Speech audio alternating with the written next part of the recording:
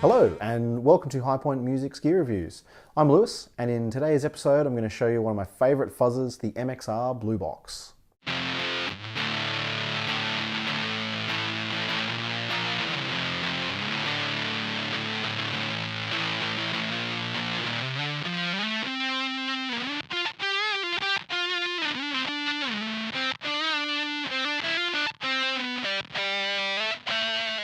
So the MXR Blue Box is a fuzz pedal and an octave pedal built into each other. We've got an octave down and the fuzz then goes right over the top of that to give us that huge, squelchy, bit crushed kind of sounding fuzz. We've got two controls, our master output, which is volume, and a blend control. And the blend control mixes in that extra octave down or back to the original dry fuzz guitar. So I'm playing my Fender Stratocaster.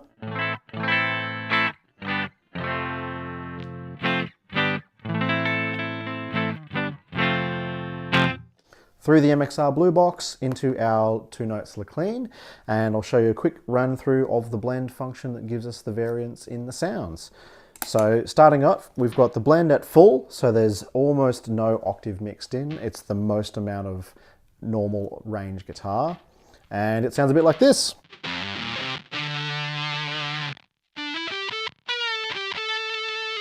Some chords.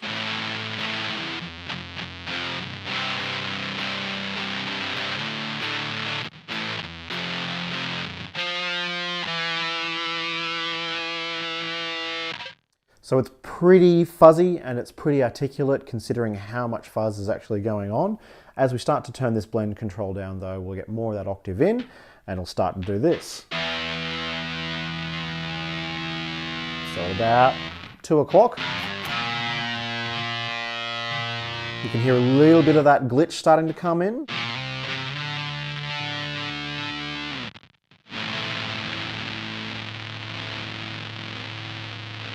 With the extra sustain of the chords, you don't get as much of the glitching kind of sustain or gated sound out of it. But when we do start to dial that down a little more, you can hear it trying to make up its mind. That octave kind of jumping in. You can get a little bit more of the natural sound by adding a little bit of vibrato.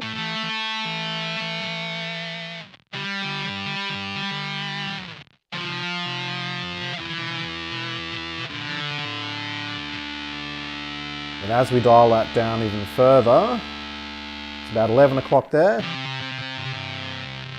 we're starting to get more of that octave in.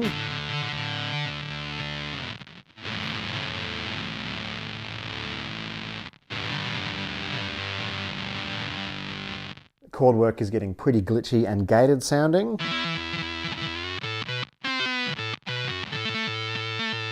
And on the higher lead lines, you can really hear that octave is a lot more predominant.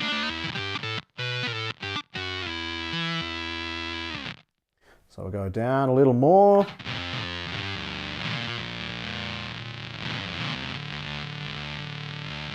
And the octave is there almost all the time now. Full chords are probably too messy to be usable in my personal opinion in this range. It's going to be a pretty big wash of that synthy fuzzy sounds, which might very well work for you, but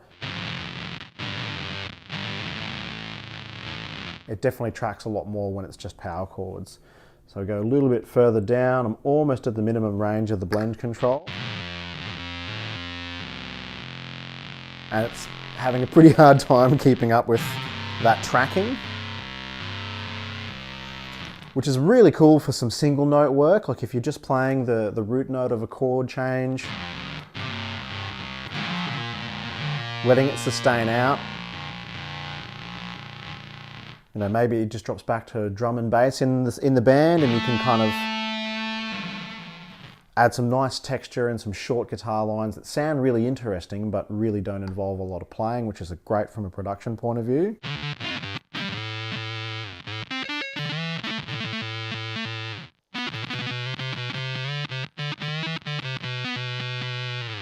I'm getting some pretty, what I would call like Nintendo-like bit crushed sounds. And then we're going to go all the way down to the full blend.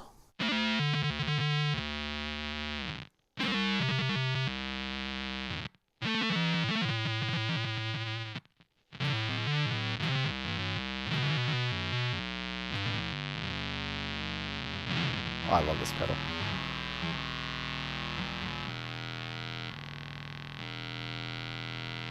And as the note dies,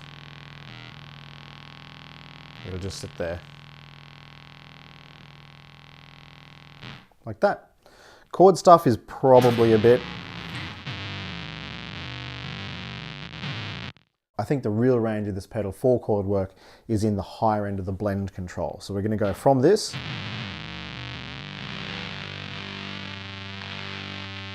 to this.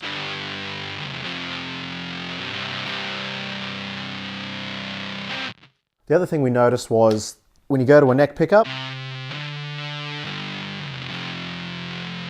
there's a small amount of change, but it isn't a huge difference in the tone. I think if you wanted to get that heavier, darker tone, you would wind that blend controller back a little bit more rather than changing it on your guitar.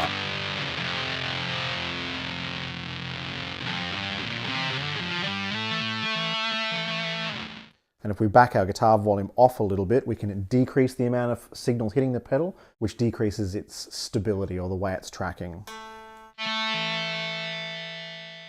So those notes die very quickly, as opposed to...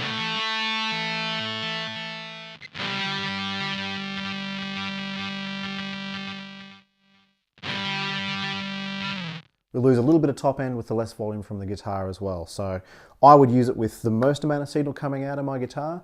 If I was going to do some volume manipulation, I'd probably run that after the blue box. So there you go, one of my favorite fuzzes. It's got a great texture to it and it's a really interesting sound. I mostly bought this because of the way it had that glitchy kind of unstable sound, and I was able to play some lead lines and some riff kind of work that really stood out from the other guitar in the band. Pretty interesting sound I got into because I read that Led Zeppelin used one on one of my favorite Led Zeppelin tunes. I can't make it sound very much like that Led Zeppelin song, so it definitely got me interested in the pedal, but I'm not sure that it's entirely accurate. So if you're reading that, make sure you have a check of this pedal first and see if that's kind of the sound you're going for, because nobody plays like Jimmy Page but Jimmy Page. So if you want to pick one up for yourself, you can follow the links below. I've also got a blog out on this one, a little bit more information about why it does what it does. If you've enjoyed the video, let us know. You can comment in the section underneath or on our blog. Give us a like, a share, a subscribe. We do appreciate that feedback. And of course, thank you for watching. I'll see you in the next episode.